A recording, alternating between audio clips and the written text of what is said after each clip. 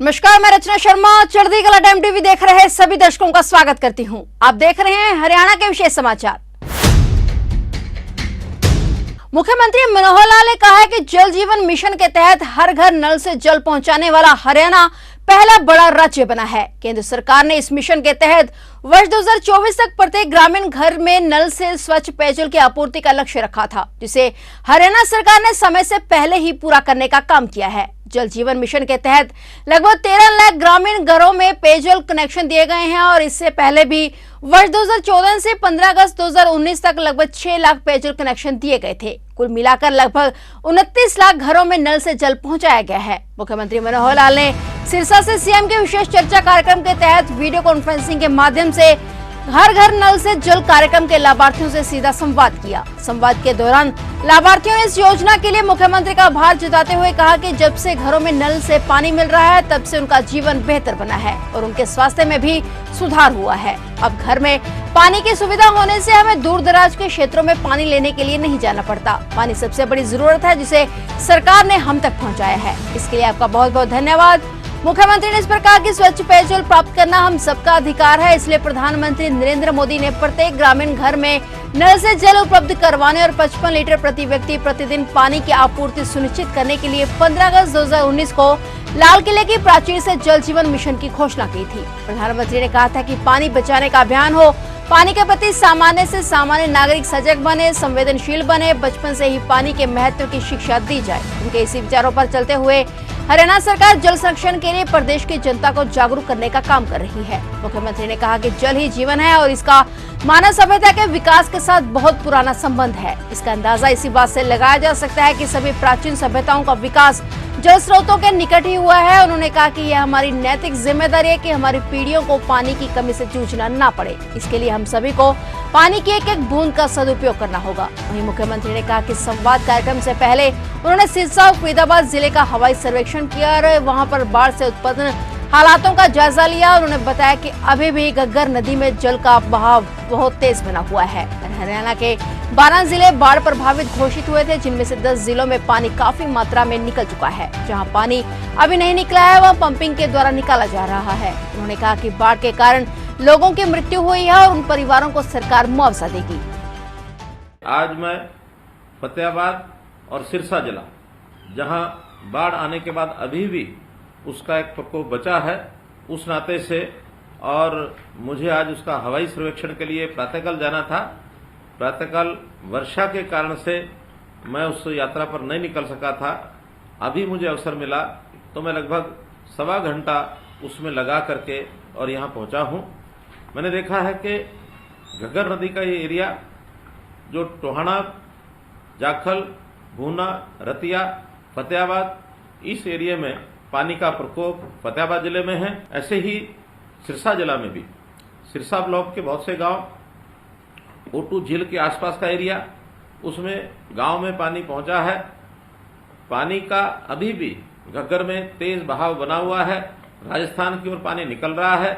बाकी जो हरियाणा के शेष जिले, 12 जिले बाढ़ प्रभावित घोषित हुए थे, जिसमें से 10 जिलों का पानी काफी मात्रा में निकल चुका है।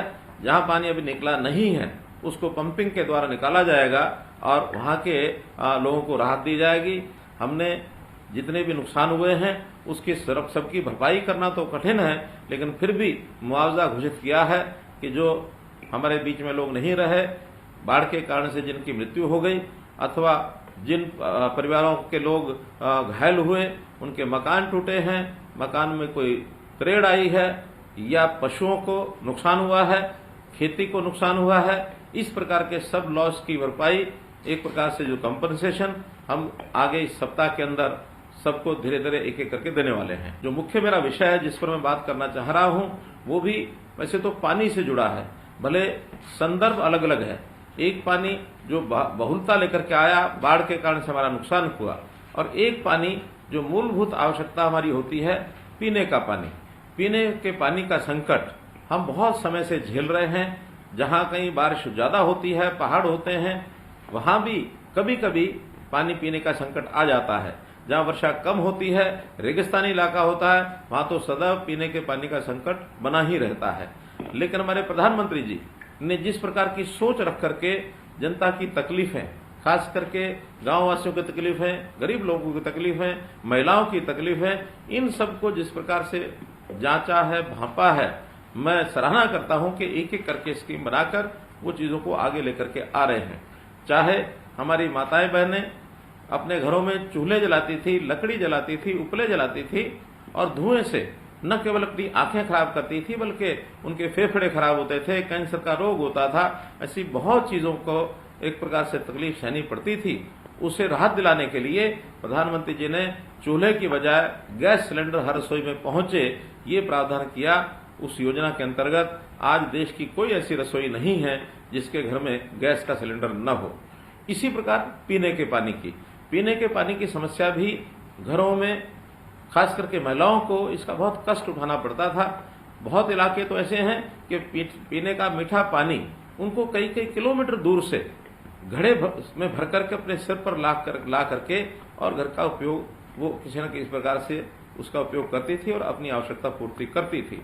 यानी पिछले दिनों में एक मुझे अखबार में पढ़ने को मिला कि एक बेटी और उसकी माँ दोनों 10-12 किलोमीटर दूर से रोजाना पानी लेकर के आती थी और पानी की घर की आवश्यकता पूर्ति करने के लिए उनको 2-2, 3-3 चक्कर भी लगाने पड़ते थे, जिसके कारण से उसकी बेटी को अपने स्कूल की पढ़ाई बीच में छोड़नी पड़ी और पढ़ाई छोड़ करके वो लगातार इस आवश्यकताओं में लगी रही। और जब अचानक प्रधानमंत्री जी की ये जो स्कीम है जिसके बारे में आज मैं चर्चा कर रहा हूं, स्कीम है हर घर नल से जल देने का जो काम उन्होंने शुरू किया कि हर गांव में यानी पाइप पहुंचना चाहिए, हर घर में नल पहुंचना चाहिए। तो जब उस गांव की नल डालने की जो एक समय आया और उस माँ बेटी ने जो उसको देखा और हैरान हुए कि हमारे गांव में भी ऐसे पानी आ सकता है, पानी गांव में पहुंचा और नल से घर में पहुंचा, तो उस दिन उस परिवार का ठिकाना नहीं रहा कि कभी जीवन में सोच सकते थे कि पानी ऐसे घर में आएगा। तो मन की एक खुशी इतनी हुई कि खुशी के आंसू बहने लगे। तो मेरा कहने का भाव है कि पानी केवल नल में नहीं आया, उनके मन में भी पानी, उनकी आंखों में भी पानी, इस प्रकार का एक दृश्य, ये प्रभावित करने वाला दृश्य वह वास्तव में रहा होगा। देश में हर प्रदेश में पानी का जो मुहिम ली है, हर घर नल से जल, इससे हमारे अपने प्रांत में हरियाणा में भी हमने इसको पूरा कर लिया है। और मुझे ऐसी जानकारी मिली है कि जब हमने 2022 को हर गांव में नल से जल की जो प्रक्रिया पूरी की, तो हमारा प्रदेश देश में पहला प्रदेश बना है कि ये काम हमने पूरा किया है। इस काम में ऐसा नहीं कि पहले ये होता नहीं था, बल्कि 2015 से पहले कुल मिलाकर हम आंकलन करें तो हमारे प्रदेश में लगभग 9 लाख घरों में और नल से जल जाता था। लेकिन जो शेष बचे हुए थे, इन वर्षों में जब से ये 15 अगस्त 2019 से लाल किले की प्राचीर से जो प्रधानमंत्री जी ने घोषणा की, तो उसके 3 साल के अंदर अंदर हमने और एक 20 लाख नल लगाकर हर घर में जल पहुंचाने का काम किया है। आज हरियाणा प्रदेश में 29 लाख परिवार ऐसे हैं जिनके घरों में नल से जल और ये जाता है। प्रधानमंत्री जी ने जिस दिन इस योजना की घोषणा की थी और उन्होंने जो शब्द कहे थे, वो कहा था जल संचय हो, जल सिंचन हो, वर्षा की बूंद बूंद पानी को रोकने का काम हो, पानी बचाने का अभियान हो, पानी के प्रति सामान्य से सामान्य नागरिक सजग बने, संवेदनशील बने, बचपन से ही पानी के महत्व की शिक्षा दी जाए। तो पानी का इतना महत्व उन्होंने बताया, पानी पीने के लिए हो अथवा सिंचाई के लिए हो, आवश्यकता को पूर्ति करने के लिए। वैसे तो जल स्रोत हमारे नदियों के रूप में, वर्षा के रूप में यहाँ आते हैं, लेकिन आवश्यकता अधिक होती है, पानी हमको कम मिलता है।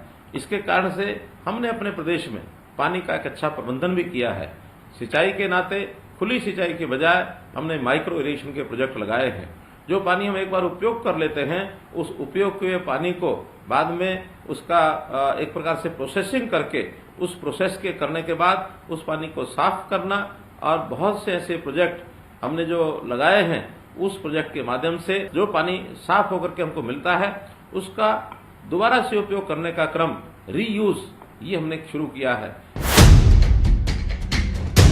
तो ये थे हरियाणा के विशेष समाचार, और नए समाचारों के साथ फिर से हाजिर होंगे। तब तक के लिए देखते रहिए चढ़ती कला टाइम टीवी, और अब मुझे दीजिए इजाजत। धन्यवाद।